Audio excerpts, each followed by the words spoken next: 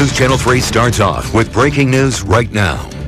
And we are following breaking news. We've uncovered major new developments tonight in the search for a Kalamazoo area teacher missing for more than 5 months. News Channel 3 has confirmed that deputies have ended a search of the woods in Allegan County, a search that our sources say is connected to the disappearance of Teresa Lockhart. Now, this comes just hours after police found Teresa's husband, Christopher Lockhart, dead in his Portage home. News Channel 3 was first on the scene in Portage this afternoon, and we've been digging for information all night, putting the pieces together here for you on this rapidly developing investigation. Our live team coverage begins in Allegan County, where that search wrapped up tonight, where our Nikki Zizaza talked with the undersheriff. Nikki. Andy and Kate, investigators working on this case are being very tight-lipped, releasing very few details. But tonight, detectives across West Michigan renewed their efforts to find Teresa Lockhart. Soon after police found Christopher Lockhart dead inside his Portage home from an apparent suicide, sources close to the investigation tell News Channel 3 a tip sent detectives to rural Allegan County. Despite the heavy rain, deputies searched a large wooded area in hopes of finding the body of Teresa Lockhart, who disappeared on May 20th.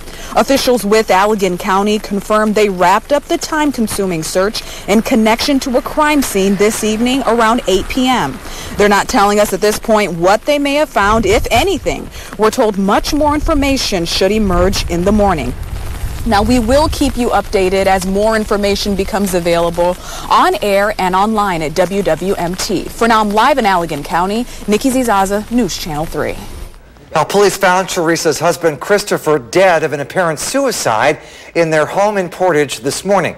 Detectives were there for several hours today. They were processing the scene. Christopher Lockhart has been a person of interest in the disappearance of Teresa since she went missing on May the 18th.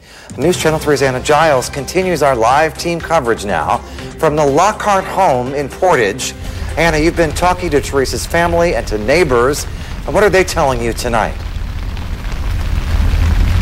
Hey, Andy, those close to the case say they are nothing short of shocked. The focus now is on Teresa and whether or not her husband's apparent suicide will bring any clues in her disappearance. Portage police spend hours searching for answers inside the Lockhart home after police find Chris Lockhart dead inside. The initial preliminary investigation at this time indicates that Christopher passed away by suicide. Portage Police Deputy Chief John Blue says on Tuesday morning, Lockhart was found after failing to complete a mandatory probationary status check in connection to a case unrelated to his wife's disappearance. News of his death spread quickly among neighbors. If he's guilty and he actually did it, then, hopefully he left some kind of note to let us know so the families can get closure about Teresa. Brian Salman has lived just a few doors down from the Lockhart house for several years. He says he is surprised by such a violent development in this case and hopes the community finds peace. There's a potential murderer 2 doors down from my house, that puts a fear in everybody in the neighborhood. Portage police would not confirm whether or not Chris Lockhart left a suicide note. They are unsure how long he's been dead. They describe the case as still very active and remain confident they will get answers about Teresa's whereabouts. Hopefully we'll gather some information that will lead to a conclusion. Not necessarily happy. Of course, in this case, it'll be closure, at least, if anything. Teresa Lockhart's sister sent a statement to News Channel 3 saying, "I'm hoping we can still find out answers to the question of where Teresa is. Maybe now police will be more forthcoming with information on the case." And again, police say this is still a very active investigation. When we spoke to them today, they said there might be some more information released tomorrow. Live in Portage, Anna Giles, News Channel 3. Anna, thank you. It has been 5 months since Teresa Lockhart vanished without a trace.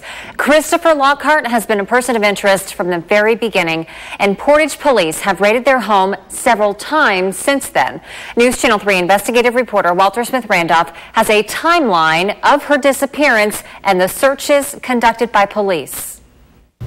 It was Teresa's co-workers who called police to report that she had been missing for several days. That sparked the curiosity of many who wondered why her husband Christopher never called and never cooperated with police. May 18th, this security photo from Portage Family Fitness shows the last time Teresa was seen as she left a yoga class. 2 days later, on May 20th, officials at Schoolcraft Community Schools where Teresa taught called police alarmed the Spanish teacher didn't show up for work. Later that day, her car was found at a park and ride just miles from the Portage home she shared with Christopher.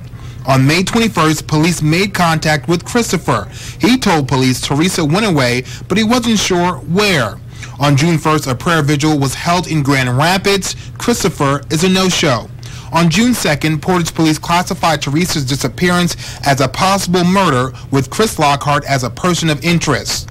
Since Teresa disappeared, Christopher Lockhart was arrested 4 times on charges that include interfering with electronic communications for cutting wires on a neighbor's property and suspicion of drunk driving. Those arrests are why Christopher Lockhart was wearing a tether and being monitored by police, which led them to discovering his body this morning. In the newsroom, Walter Smith Randolph, News Channel 3. And we are continuing to work our sources to bring you new information on the Teresa Lockhart investigation. Join our morning team, Kirk and Erica, from 4:30 to 7 tomorrow for any new developments overnight. A legal delay tonight for the man accused of killing a Portage teenager and critically injuring her younger sister.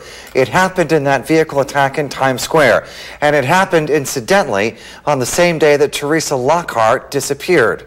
Richard Rojas is fighting to have statements he made to police thrown out as evidence against him in his upcoming trial. The New York Supreme Court is now scheduled to make that decision on December the 18th.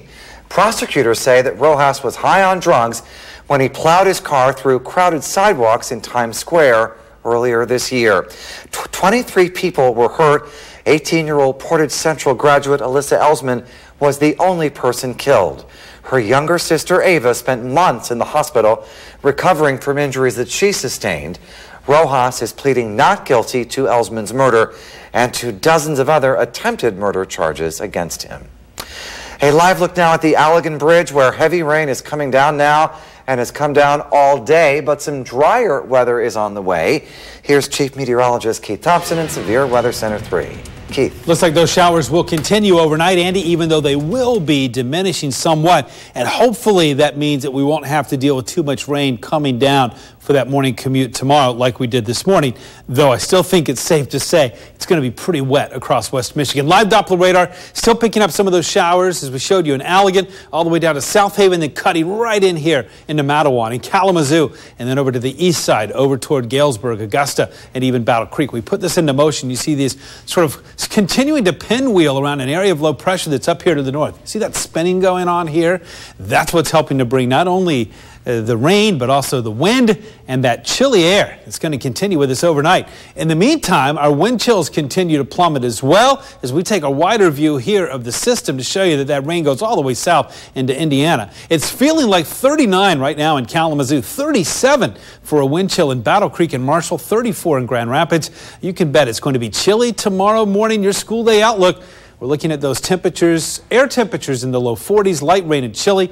Again, I'll have much more on when that rain's going to be coming to an end coming up. Andy? All right, thank you, Keith. Kalamazoo County deputies arrest a man who they say may be involved in an armed robbery that happened over the weekend. It happened at the Sunset Market on Portage Road. That's in Schoolcraft on Saturday night. The deputies say that a man smashed through the window using a metal bar, and the store owner was inside at the time but was able to get away safely. And we're told the suspect got away with a number of items and an unknown amount of cash. Kalamazoo County Undersheriff James Van Dyken says they have arrested one man on unrelated charges. They are now looking to see whether he's the same man who committed that armed robbery. A Kalamazoo man with dementia who wandered away from Borges Medical Center in Kalamazoo has been found safe. 78-year-old Robert Schrackengast's family says he left the hospital alone around 6:30 Monday night. Relatives say it should have taken him roughly 15 minutes to get home, but he never arrived. Late tonight, the Kalamazoo County Sheriff's Office confirmed that he was found safe and is now with his family. With bow hunting season here, a second wild deer in our area has tested positive for chronic wasting disease. According to the Michigan DNR, the deer was taken in Montcalm County near Greenville. There haven't been any confirmed deer to human infections, but the CDC says people should not eat deer infected by CWD. 10 other cases have been confirmed in Montcalm County and in the Lansing area since 2015. Parents in Kalamazoo Public Schools are demanding answers from the district tonight. Many are outraged that the Loy Norrix High School principal, who is now accused of sexual harassment, was ever hired in the first place. There is no transparency at all. I can see through a piece of tinfoil better than I can see through anything that goes on at that school. And we've been taking calls from angry parents ever since we broke the news about the allegations surrounding Loy Norrix principal Rodney Pruitt last week. He's accused of sexually harassing a former KPS counselor. Pruitt is now on paid leave, but one former KPS teacher and current parent thinks there are others who need to be held accountable. This is a problem that is endemic in the district. It's in all of the buildings, and we're having it happen to teachers, to support staff. We need to clean house. We need a change in the leadership in this district. Newschannel 3 also uncovered sexual harassment allegations against Pruitt in Florida. His teaching certificate there was revoked, as well as in Georgia and Alabama. Still ahead, a father speaks out after 5 teenage boys are charged with his son's murder. I just don't understand how somebody could just go out like that and think it's fun, and you take somebody's child away from them, you take their father away from them. Coming up, what he is saying about the punishment he believes those kids should face. Well, another soggy day across West Michigan, but there is a break coming soon. I'll tell you when. That's coming up. Tonight on an all-new Late Show with Stephen Colbert.